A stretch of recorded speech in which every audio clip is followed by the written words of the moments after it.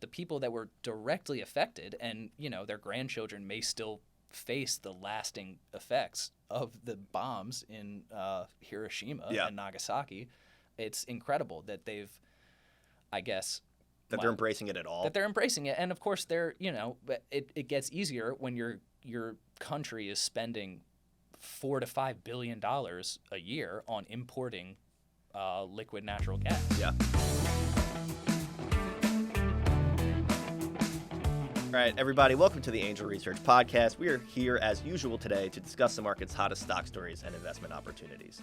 Today, we're going to be talking about the European energy crisis with the help of industry expert Luke Sweeney. Luke is a regular contributor to Energy and Capital and Energy Investor, and he is here today to walk us through some of the recent and critical developments that are happening in Europe.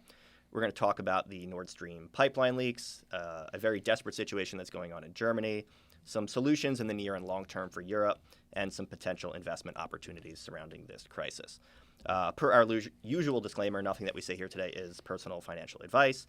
Also, please like, comment, and subscribe. The engagement really helps us out for the channel. We really do appreciate it. Welcome, Mr. Sweeney, to the show. It is good to have you back on. The last time that you were here, we kind of talked about some pretty far-out ideas, futurism, technology, but today I want to get a little bit more grounded and talk about what's going on in Europe. I think this headline from ABC encapsulates the situation pretty well. It reads, "Lights out, ovens off. Europe preps for winter energy crisis." So maybe could you give us some background here as to what's going on? Why are people in Europe turning off their ovens and their lights? And how did we get to this situation where they're facing this global energy crisis? Sure. Yeah, it definitely wasn't a sudden move in this situation. Plenty of things are responsible for the current crisis. I guess as it began, the COVID shortage was the kickoff to all of this. Plants were shuttering down, and when power plants go offline, they can't just ramp back up at a moment's notice. It requires a lot of infrastructure. It requires a lot of energy in order to get back to the point that we were before the initial shutdown happened. Yep. Then, of course, if you've been following this publication at all, you'll understand that the Russian invasion of Ukraine was another huge factor that shut down the world's energy economy. In particular, Europe and Germany were facing the worst of this. They've been buying way too much energy from Russia since day one. It was one of those things that it was a can being kicked down the road. So I think it would probably comes down to like the over reliance on Russian gas. You would say, right? Absolutely. It's all of the everything that the world is facing right now is essentially a withdrawal symptom from being heavily dependent on Russian energy. Even I think Germany in particular was getting about 45% of its total energy from Russia. And now it's like close to pretty much being completely cut off, right? Just about, yeah. There was a certain point where Russia decided that everyone who was hostile, in Putin's words, to their country would no longer be allowed to buy Russian gas. But after a certain point, when it turned out that the EU and most of the developed world was considered hostile to them, they shut the tap off completely. Okay, speaking of shutting the tap off completely, there are some things that went on with the Nord Stream pipeline this week. Oh, yeah. So that is the main gas pipeline between Russia and Europe, and it experienced 2 explosions this week that caused unprecedented leaks of natural gas spewing into is it the Baltic Sea? It was, yep, absolutely. And Europe is pointing fingers at Russia. The Kremlin is predictably denying this, and they're calling the accusations absurd. Who's correct here? What's going on? Do we know yet? Could this be, some conspiracy from the U.S. like Russia's trying to point out, or is it pretty clear that Russia is kind of cutting off the energy here? Excellent question. Honestly, I'm asking you to speculate on a lot here. So it's one of those situations where we're never going to know the real answer unless Putin were to get on camera and admit to the situation. We'll never really know. Sure. However, I mean, the situation is as it is. There were two nearly simultaneous explosions on the outside of a natural gas pipeline that has never experienced any sort of catastrophic issues like this before.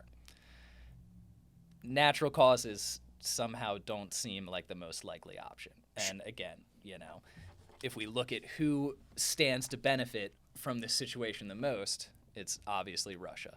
This is a power play that will allow them to, continue their stranglehold on the energy supplies to Europe, even if they don't personally control all of the energy flowing to Europe. Yeah. And I'm surprised that this isn't bigger news and more people aren't talking about it right now, because it's to me it seems almost like a precursor to something bigger.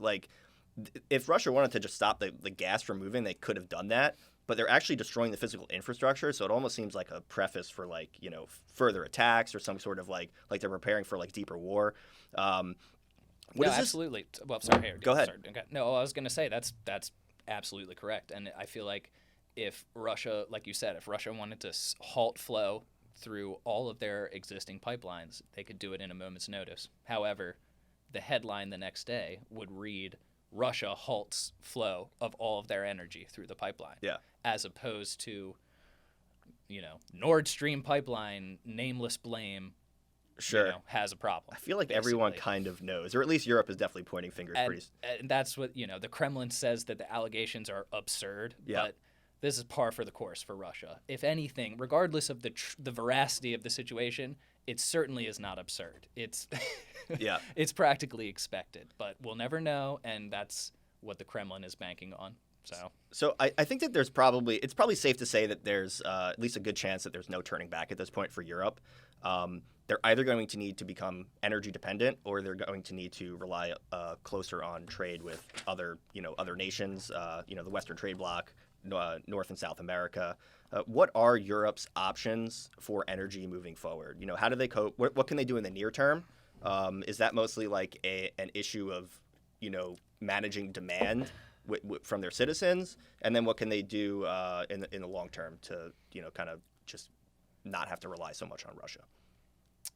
I think right now a lot of the people in Germany, especially, or in the European Union, in the the broader market, are yelling at each other about the solution to that. I think it's been a real struggle, because I mean, energy was cut off so quickly. I mean, it was practically overnight that Russia decided, sorry, Europe, you don't if you don't like us, then we're not giving you what you're used to. Yeah.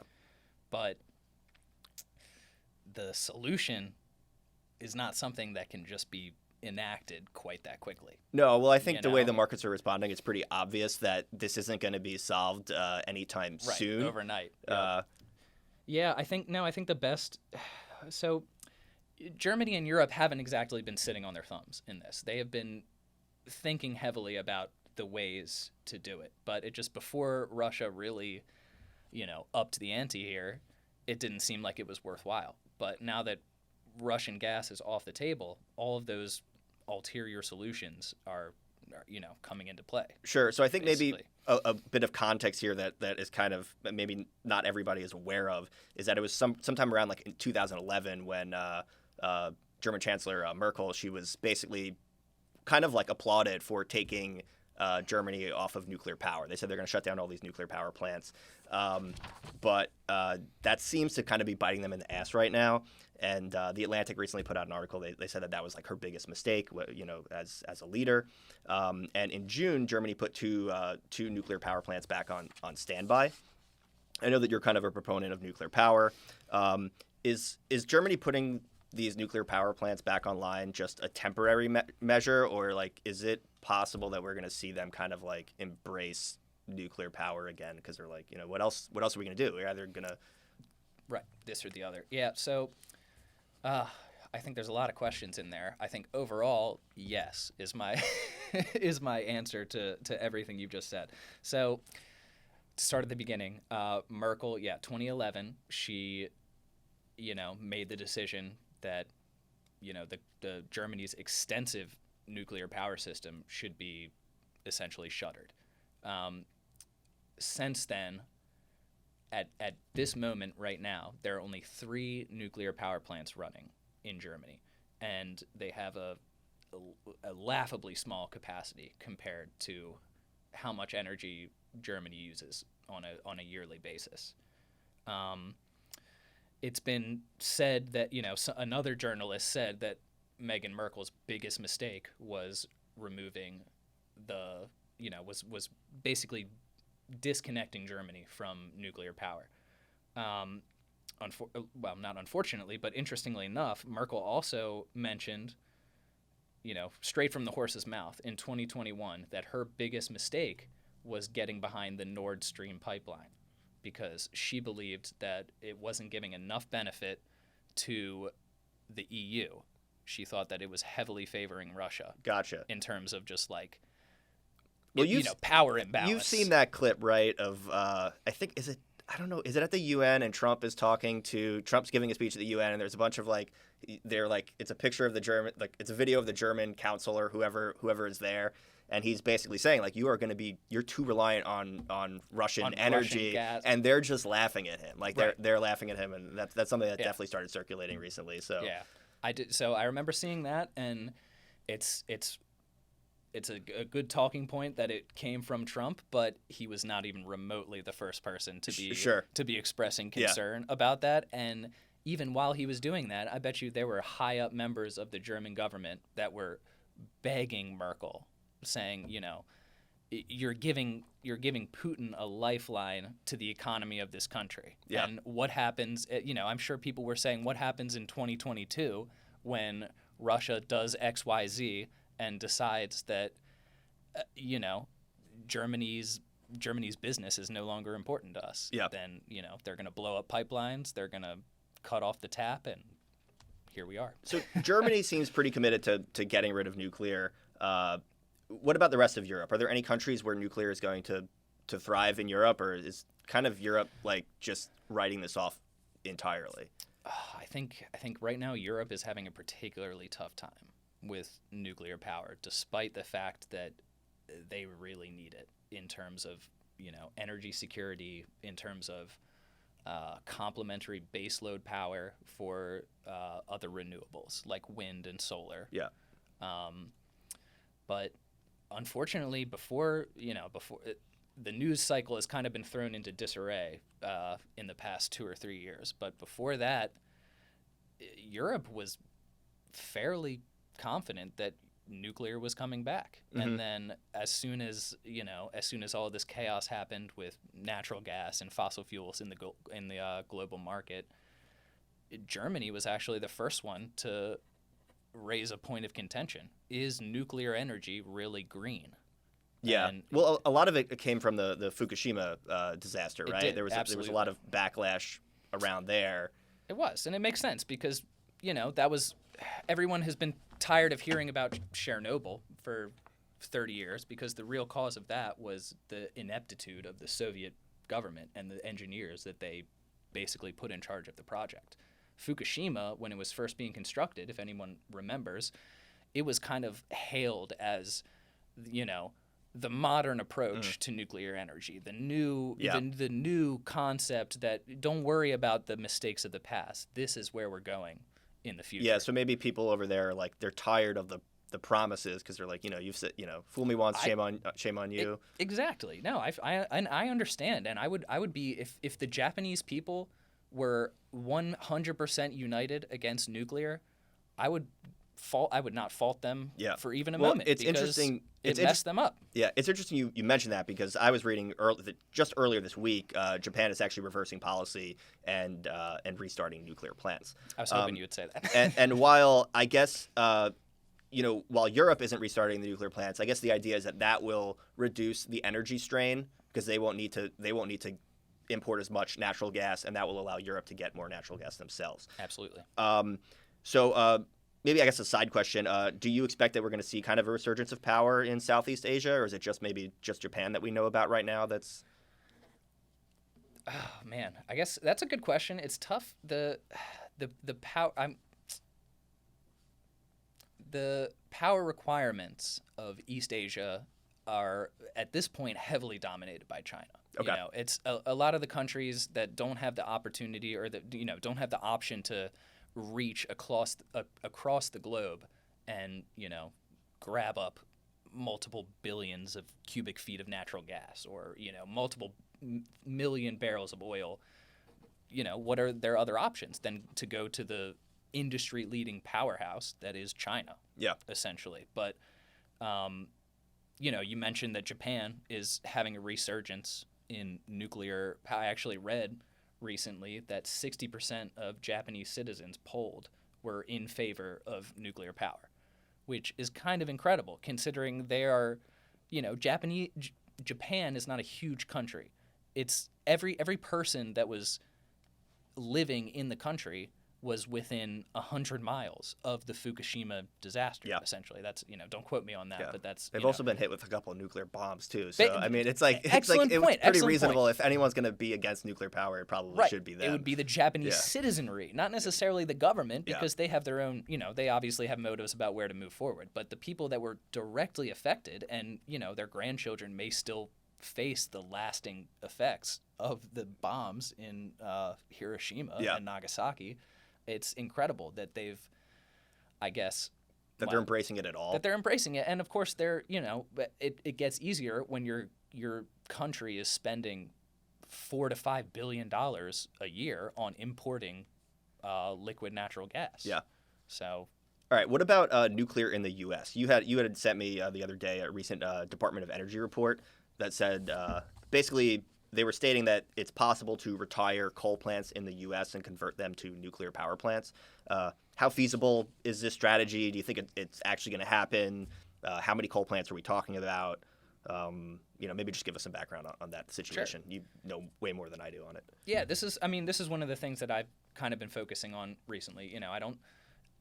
Quick disclaimer, I try to consider myself an environmentalist, but I'm also a realist. Sure. And I'm a huge proponent of nuclear energy. Yeah. Well, look, I think it's pretty obvious that when you're not a realist, those kinds of policies can end up biting you, because we're seeing Sure. that happen in Germany, where they're having to restart coal power plants because they were so committed to green energy and they wanted to shun all of these other things that they weren't considering to be green, and now they're stuck in this situation where they're burning the dirtiest possible fuel on the planet. Absolutely. Yeah. Nuclear. Germany was one of the hottest renewable sectors in the entire renewable economy. Yeah. Essentially. So you were saying.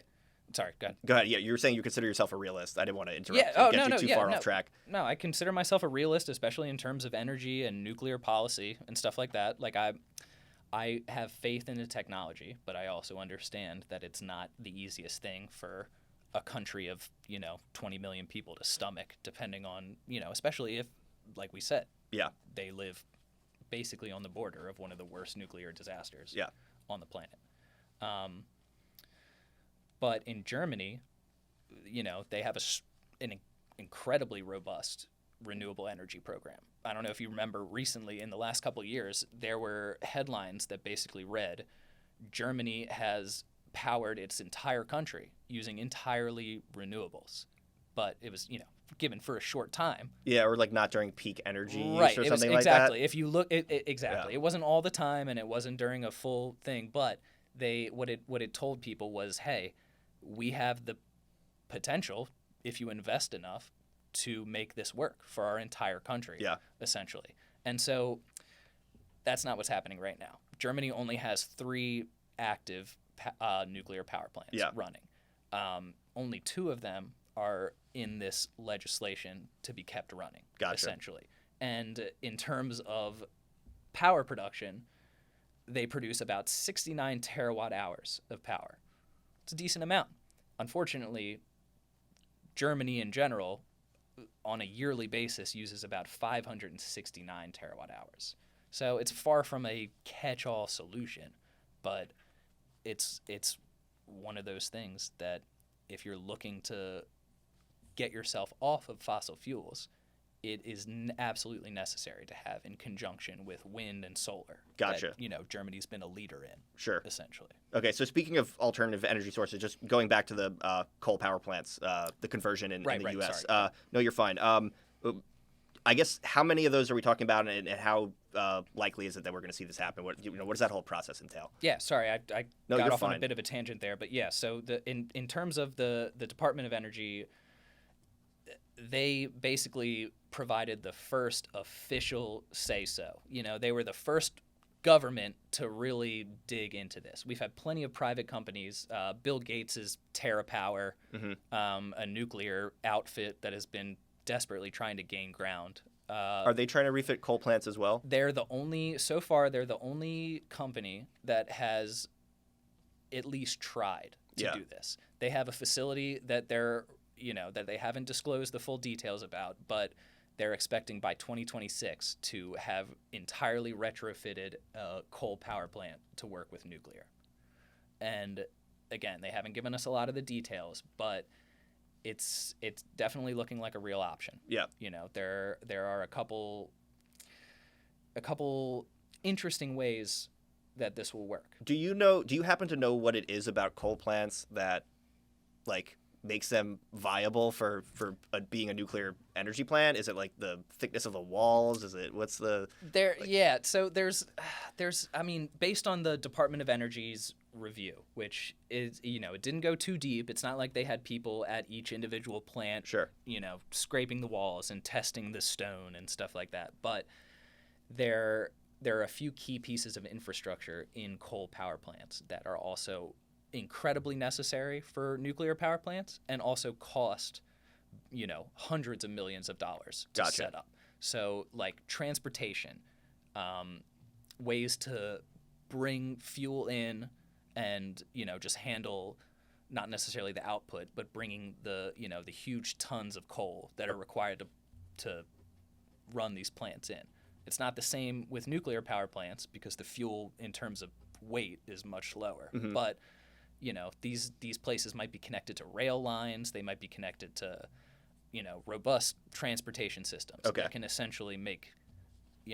essentially remove a huge part of the construction process. Okay. A lot of times coal power plants have, office buildings built on because they're in the middle of semi-remote areas, which would also be ideal for nuclear power because no one wants to live in a neighborhood directly next to a nuclear reactor. And they have arguably the most important part, which is cooling infrastructure. That makes... Which, nuclear, all power plants are essentially turbines that are turned by a different power source. Coal power plants, you burn coal, the heated air turns a turbine, generates electricity. Hydropower, the running water turns a turbine, generates electricity. Nuclear power, nuclear energy generates an intense amount of heat, creates steam, turns a turbine, and generates power.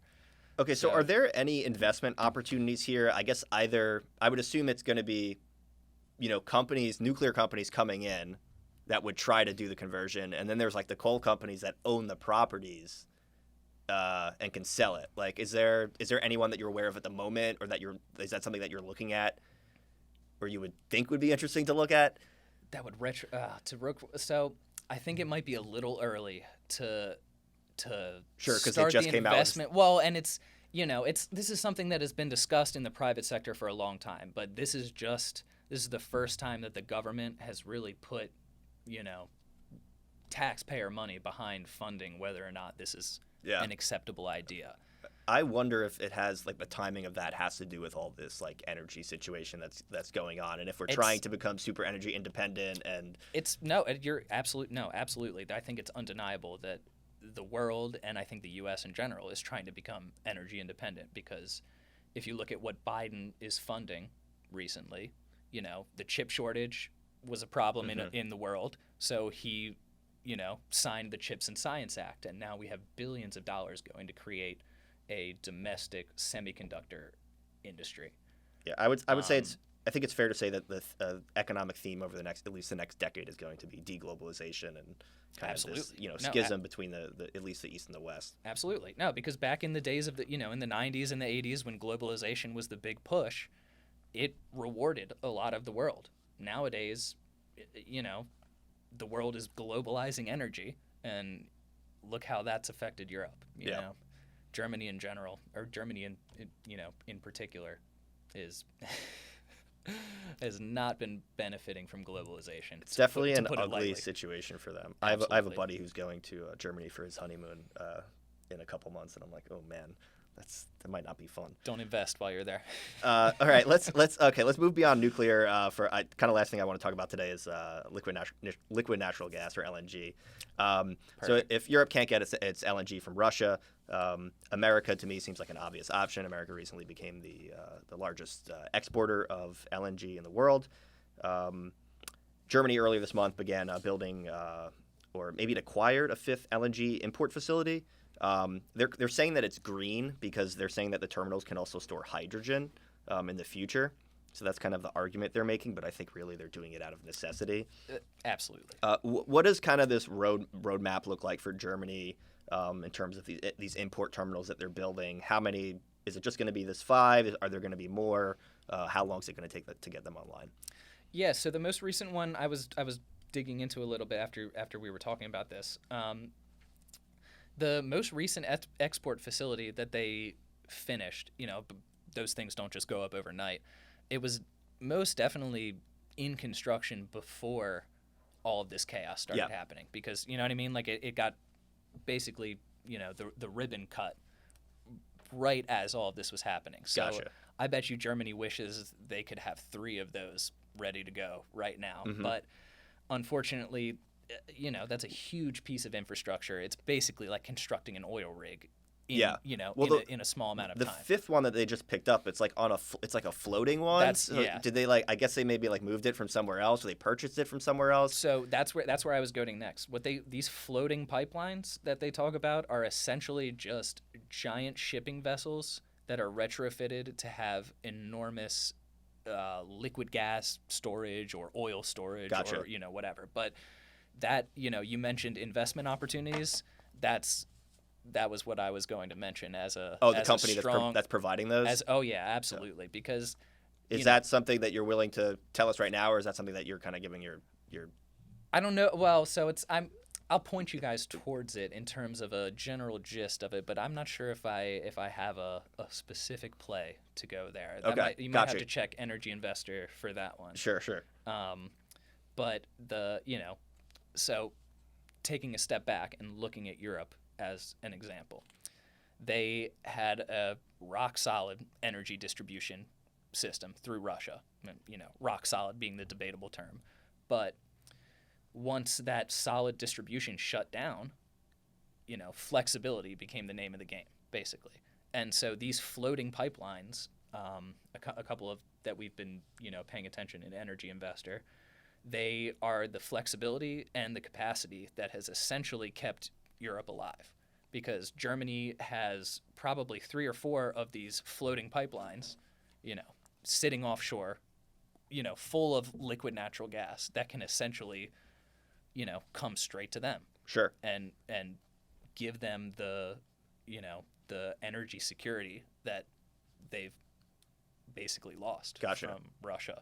So floating pipelines is definitely one of the and there are companies that basically just operate these pipelines, and basically they rent them out, or lease? Is it like a lease? It's through like a lease program where a company will have a fleet of 10 to 12 vessels, I think is the usual average. Yeah. And they operate on contracts that say, hey, I need a huge amount of natural gas right now, and they're essentially the only company on earth that can meet that need.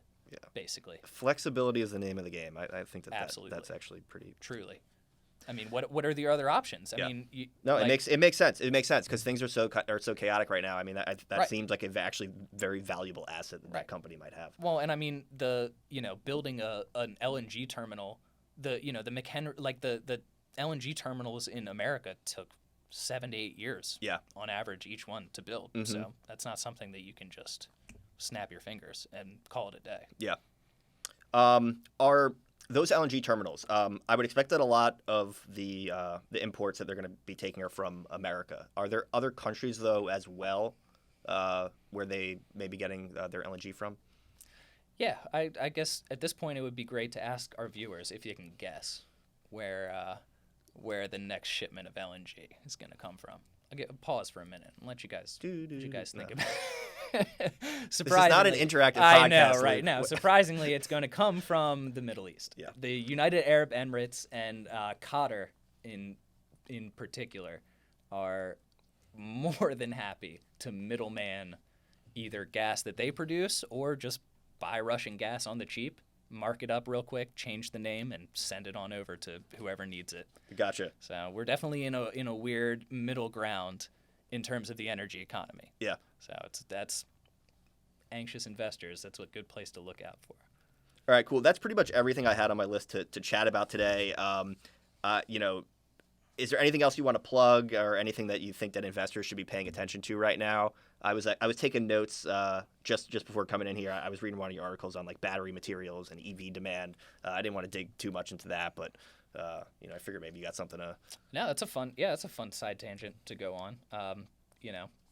One of the more, I guess, predictable transitions that we're heading for is the electric vehicle transition. I don't know if anyone watching this has bought electric vehicles, but in the next 10 years, it's going to be a lot more common. Teslas were kind of the unicorn on the road, that you would look out and be like, oh, look, there goes a Tesla. But nowadays, they're a lot more. Do you know what the market penetration is at this point? Because I feel like I'm always hearing this like all the time. It's like electric vehicles are going to take over, and Tesla came out and people started buying Teslas. But like, I still like it's only a couple on the street. Like living in Baltimore, I'm looking around. I'm like, I can't even I couldn't feasibly own an electric vehicle where I live because I don't have. My townhouse doesn't have a parking pad. Right. There's plenty of street parking, so it's like what would I do with an electric vehicle? It would just die. Yeah. And that's everyone take note. This is this is the most common argument against electron. I mean, not to say it's an argument, but it's the most valid concern for people, looking to potentially get. Yeah, I've read somewhere that it's something like at least like half the population in the U.S. doesn't have access to a carport or garage. No. So and if you don't have that, the public infrastructure is lacking. As a personal, I went to LA recently to visit my sister, and we rented an electric car. And from Hertz? And did you get a Tesla? It was from Hertz. We didn't get a Tesla. We got a Polestar 2. Oh, okay. I like the Polestars. Awesome. It was beautiful. Yeah. It was a great car. That's Volvo, right? It is Volvo recently spun off their luxury brand to be their electric department, and now it's Polestar. How's the interior on that car? Because that's my freaking beautiful. Is it nice? That's my biggest complaint for Teslas. No, it's absolutely. That's what people say is that they're an electric car with an economy interior. Nice, the Polestar was like a luxury Volvo SUV. Yeah. With a totally glass roof and 500 horsepower, basically. They didn't offer you the Porsche Taycan? Sadly, that was reserved for what did they call it? The Hertz Dream Car situation. Oh, really? They actually do have it? Oh, they absolutely do. They also had the option to get a Nissan GTR. Oh, that's pretty cool. There were a couple other ones. I think they had a Porsche 911 and a couple other, super awesome. All right, cars, sorry, I got you way off track. I have no idea what we were talking about. You got the EV when you rented it. And you're talking about the infrastructure. EVs, and we were in LA, in California, arguably the most EV-friendly state on the planet. And we drove around total for the week trip. We probably spent about 4 hours driving around trying to find public chargers. Oof, rough. Because we went to one that was listed, and it didn't work. Ugh. Then we went to the second one, and the touchscreen terminal worked, but someone had kindly ripped off the charging port. Oh, do you think that was someone that owns a pickup truck? What's up with these? That's what we were thinking. Is that someone from? I think it's so funny. There's these wars that are going on right now between people who environmentalists and then the fucking people who are just running what do they call it? Rolling coal. That's or local governments. Get over it. Yeah, some people have different cars than you. That's bizarre. No, recently, I don't know if you guys saw, but I think sometime last year, North Carolina got an initiative where they were basically putting free public chargers across a certain amount of time. So a another politician for, you know, a denomination that we won't mention right now, decided that wasn't going to work for him. He wanted to say if there are going to be free electric chargers on the road, there also have to be free gasoline pumps on the road, because he was so offended by the fact that the liberals could get their free charging without his pickup truck getting its its free $180 worth of gasoline, that was worth it to him. How much does it, dude, what's the cost of like charging an EV? I'm glad you asked. When we charged up the Polestar 2 on a level 2 charger, so it was fast enough to charge it in maybe 2.5 hours, paid $8. Really? Oh wow, that's full battery. That's pretty fantastic. Full battery charged. That's pretty fantastic. I mean, it's a pain in the ass that you have to wait 2 hours, but it was kind of annoying. But we just kind of parked it, plugged it in, and then went and got hammered at a taco bar. So nice. All right. Yeah. So any opportunities in terms of investing on that battery demand? Are we just going to see, is lithium here to stay? Or is that's it? Man, how much time do you have? All right, we'll save it for next time. Okay, Luke, yeah. No, we'll get into lithium next time. I know that you're deep into that. Yes, okay. Is my answer. We'll see you guys next time on that one. All right, cool. Everyone, thanks for watching, and we'll see you next time. Also, like, comment, subscribe. The engagement really helps us out, and we'll see you next time.